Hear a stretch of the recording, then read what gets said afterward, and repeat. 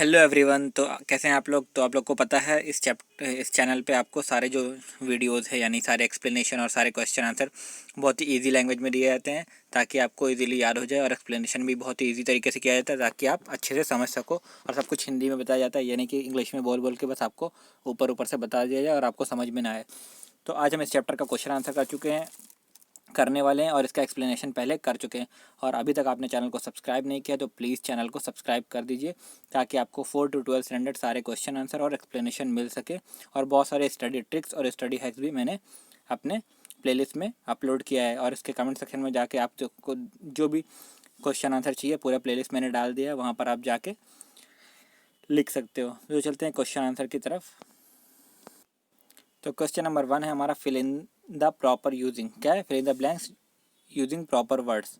तो आप देख लो यहाँ पर question answer, rubber made up vulcanise dash material. तो A B C D 4 question है, हम डायरेक्ट इसके आंसर की तरफ लेके चलते हैं। आप अपना जो भी पेंसिल बुक्स वगैरह है उसको रेडी रखा करो लेकर। ये है आपका answer, rubber is made up of vulcanise is man made material. ठीक है। सेकेंड है, man made material are made by processing natural material. फिर थर्ड है, nylon thread was develop by simultaneously in New York and London. Fourth है answer आपका D, यानी rayon is also known as synthetic silk. फिर हम बढ़ेंगे अपने नेक्स्ट क्वेश्चन आंसर की तरफ। नेक्स्ट है question number 2, answer the following question. इसमें भी आपको 4 क्वेश्चन दिए गए, तो डायरेक्ट चलते हैं हम इसको क्वेश्चन आंसर की तरफ। Question number 1, why did the need of man made material arise. क्यों ज़रूरत पड़ी मैन मेड मटेरियल्स की हमको, है ना। For several year human have been dependent on natural material to meet their demands. बहुत सारे लोग बहुत सालों तक सिर्फ नेचुरल चीज़ों पर डिपेंड थे अपने डिमांड के लिए। How year has been a shift toward use of man made material as well. Increasing population, deforestation and limited natural resource are some of the reason due to which to need the man made. क्या हुआ, धीरे धीरे demand बढ़ने लगी, population बढ़ने लगी, तो लोगों को ज़रूरत पड़ी मैन मेड चीज़ें बनाने की, क्योंकि नेचुरल चीज़ें तो लिमिटेड है। ठीक है, इसलिए ज़रूरत की अराइज हुई।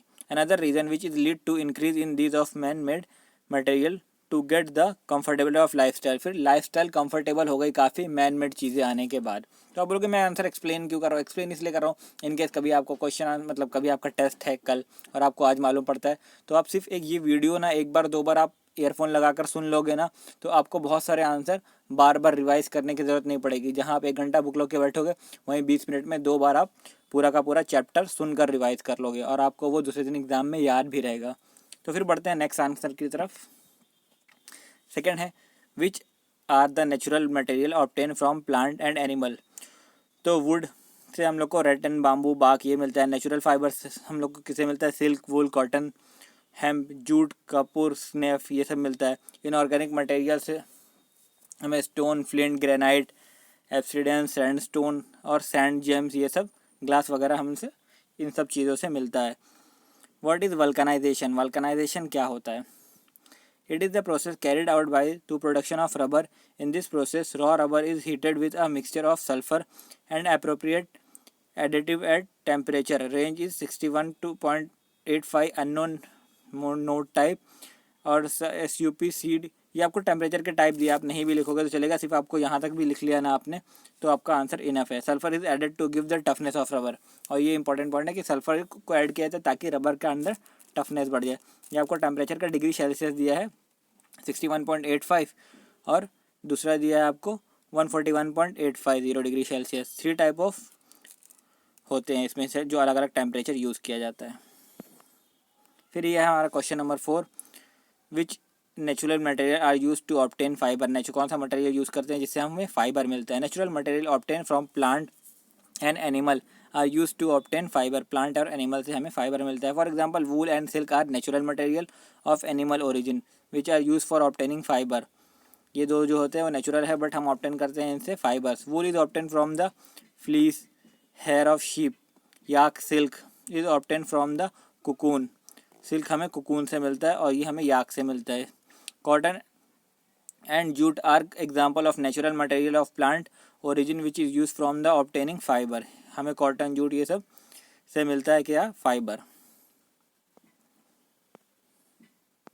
फिर हम आ जाएंगे अपने क्वेश्चन नंबर 3 के पास, what are we use for, है ना। Soil, wood, nylon, paper, rubber, ये सब हम क्यों यूज़ करते हैं? तो चलो डायरेक्ट चलते हैं इसके आंसर की तरफ।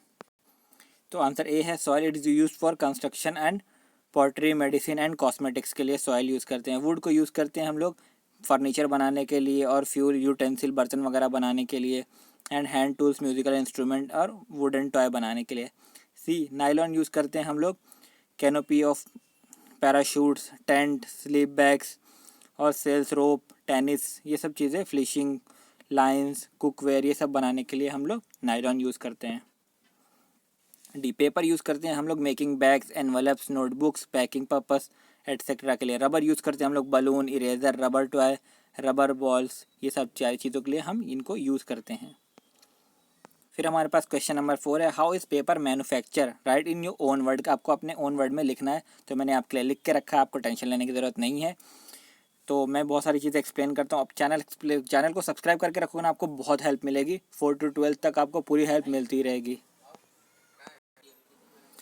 तो क्वेश्चन नंबर 5 को हम लोग यूज़ कर लेंगे। जैसे यहाँ पर एक सेकेंड, ये है आपका क्वेश्चन नंबर 4 है ना। इसका आपको मैंने आंसर दे दिया, आप यहाँ से ईजिली कॉपी कर सकते हो। Logs of food are made up from the tough dark baker and bark of the trees and separated. ठीक है, अब यहाँ से आंसर कॉपी कर लो, ये आपके ओन वर्ड में है, काफ़ी ईजी लैंग्वेज में मैंने लिख के रखा है। ठीक है, इसको क्या किया जाता है, पहले इसको बाग निकाला, जो ट्रीज़ की छाल होती है उसको निकाला, जो ब्राउन कलर का होता है।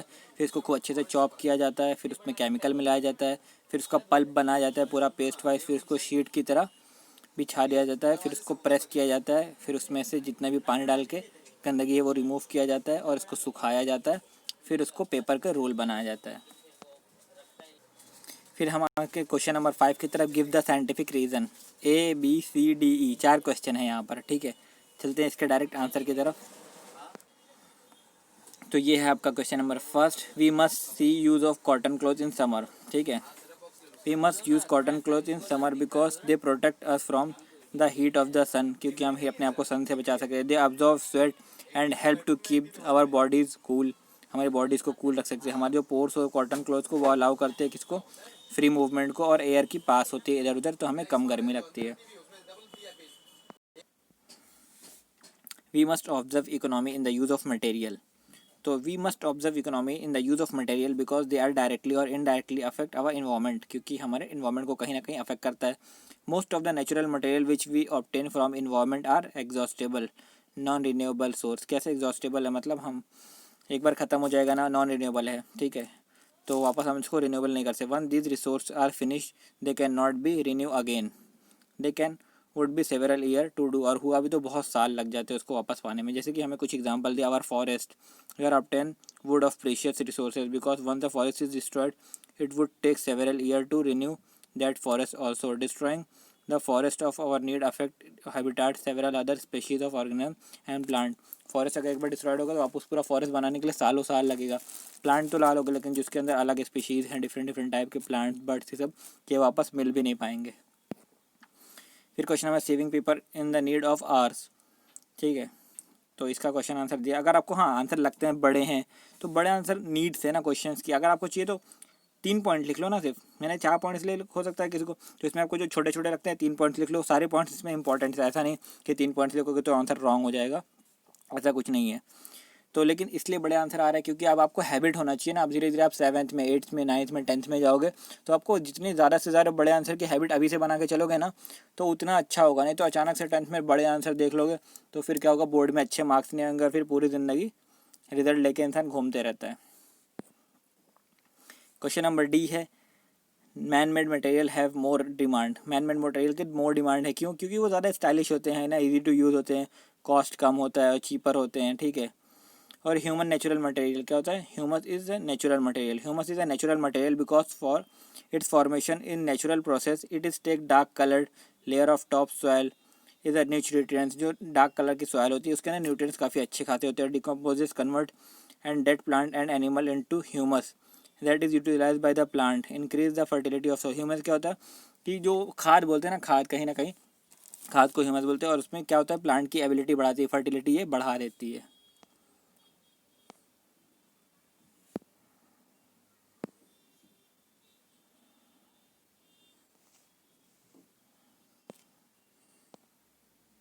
फिर आगे हम question number 6, find out how, दो इसके अंदर दो क्वेश्चन है, how is lac obtain from nature और हाउ इज़ पल ऑब्टेन। ये दोनों को आपको मैंने अच्छे से लिख के दिया है काफ़ी इजी लैंग्वेज में।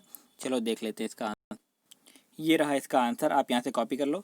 आपको चाहिए तो सिर्फ 2 पॉइंट लिख लेना, बट किसमें इसमें बहुत इजी लैंग्वेज में है और एक स्टोरी वाइज में बताना था ना, क्योंकि अपने फॉर्म में आउट करना होता ना, किसी भी चीज़ को बनाने का तरीका काफ़ी लंबा होता है ना, इसलिए आंसर थोड़ा बड़ा हो गया है। बट आप इसमें पॉइंट्स आपको ऐसे जैसे आपका चाहिए तो आप ये लिख लो, ठीक है, यहाँ से यहाँ लिख लो और फिर उसके बाद यहाँ तक कॉपी करना, इट्स कॉल्ड लैक कल्चर, ठीक है।